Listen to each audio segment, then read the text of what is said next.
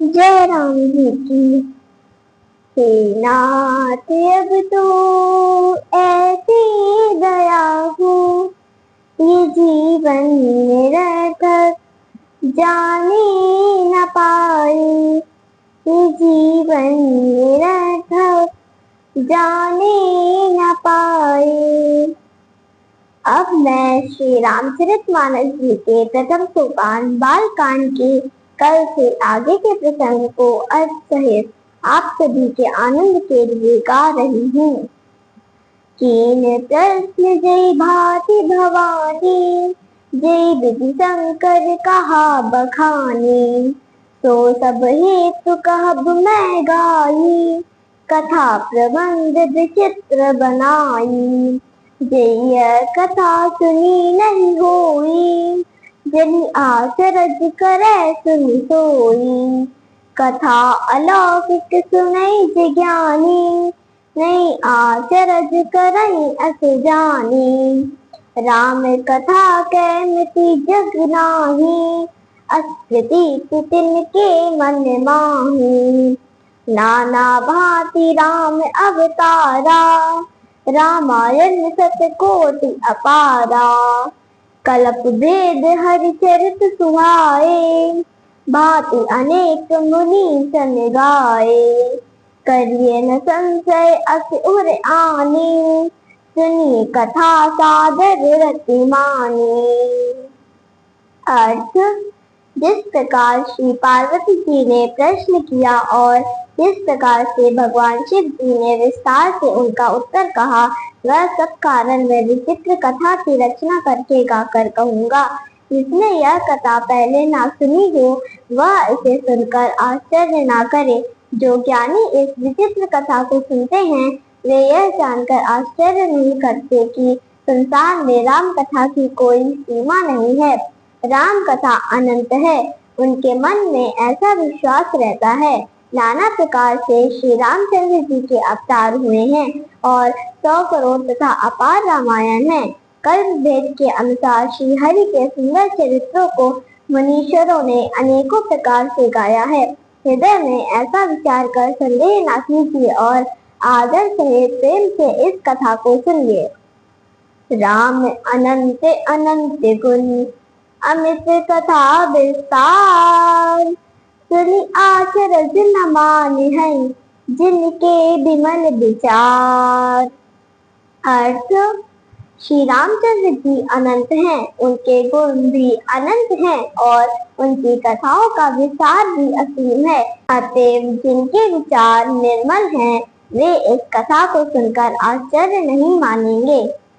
ए विधि सब संशय करि दूरी, सिर धरि गुर पद पंकज धूरी। उनि सब ही बिनवउ कर जोरी, करत कथा जय लाग न घूरी।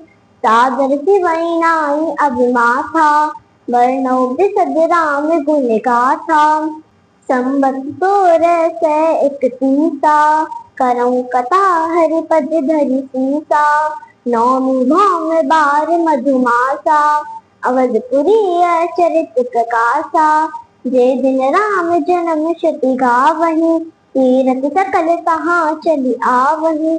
असुर नाग खर नर मुनि देवा, आई करई रघुनायक सेवा। जन्म महोत्सव रचई सुजाना, करई राम कल कीरति गाना।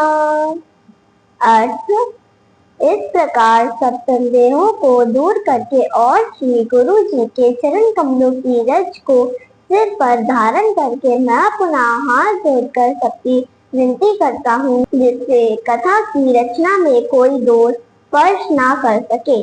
अब मैं आदर पूर्वक शिव जी को सिर नवाकर श्री रामचंद्र जी के गुणों की निर्मल कथा कहता हूँ। श्री हरि के चरणों पर सिर रखकर संवत 1631 में इस कथा का आरंभ कर रहा हूँ।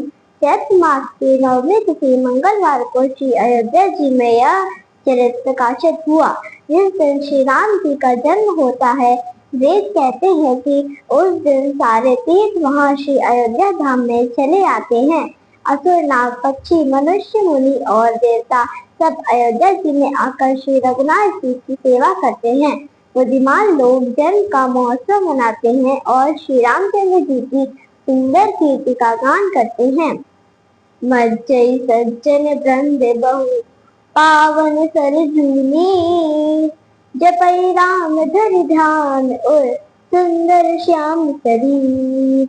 अर्थ, सज्जनों के बहुत से समूह उस दिन श्री सरयू जी के पवित्र जल में स्नान करते हैं और हृदय में सुंदर श्याम शरीर श्री रघुनाथ जी का ध्यान करके उनके नाम का जप करते हैं।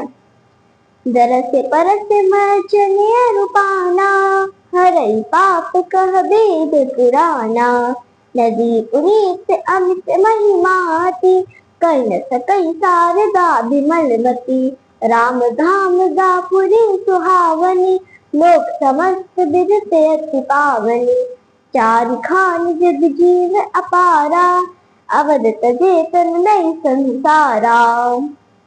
अर्थ, वेद पुराण कहते हैं कि श्री सरयू जी का दर्शन पर स्नान और जलपान पापों को हरता है।